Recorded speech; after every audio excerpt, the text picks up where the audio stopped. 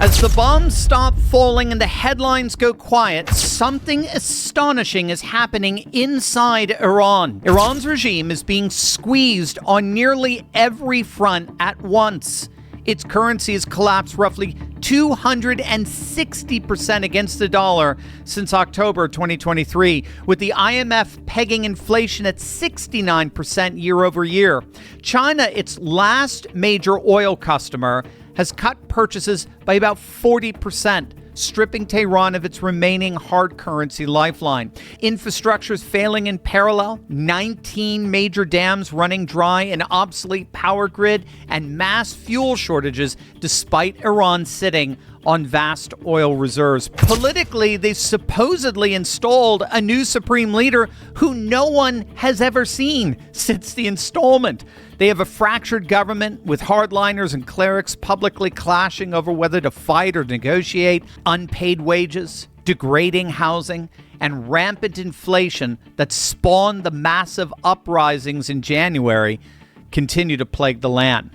Meanwhile, the IRGC itself is bleeding from border insurgency, internal executions, unresolved assassinations, and officer defections, leaving a regime facing military, economic, infrastructural, political, and institutional collapse converging simultaneously, with no ally rushing to its rescue.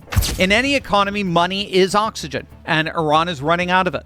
War historian Victor Davis Hanson has noted that Trump's strategy here mirrors Winfield Scott's old Anaconda plan from the Civil War. Squeeze the South's ports, cut off its trade, starve its industry, and let time do the rest. That's exactly what's happening to Iran right now. More than 50,000 American troops remain in theater. The blockade is one of the most successful embargo and debanking operations of the modern era, and Iran is losing an estimated $400 to $500 million a day in economic output, $500 million every single day. And it's not just the West squeezing them. China, as we noted, Iran's last major oil customer, the one country that was still buying discounted Iranian crude to keep its manufacturing engine running cheap. They've cut its Iranian oil purchase by roughly 40%. Central banks continue buying gold at record levels all over the world. Global debt continues to explode. Geopolitical tensions aren't going away. And if those trends haven't changed, then why would the case for owning physical gold and silver? That's one reason why I trust Augusta Precious Metals. So if you'd like to learn more, go to turleybuysgold.com or text Turley to 35052. That's 35052, and request Augusta's free guide. Click on that link below right now.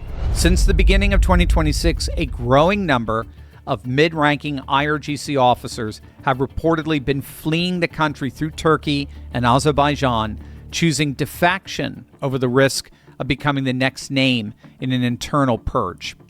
And then finally, underneath all of it, there's of course the Iranian people themselves.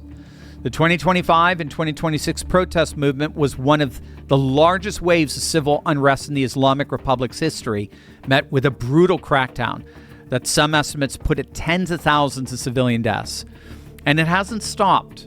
Recent reports do describe coordinated protests spanning multiple provinces, retirees marching against hyperinflation and the extreme heat, housing applicants staging sit-ins, hundreds of medical staff walking out over unpaid wages. This is a population that's already proven in blood that it is willing to march into gunfire over a currency that no longer buys literally anything.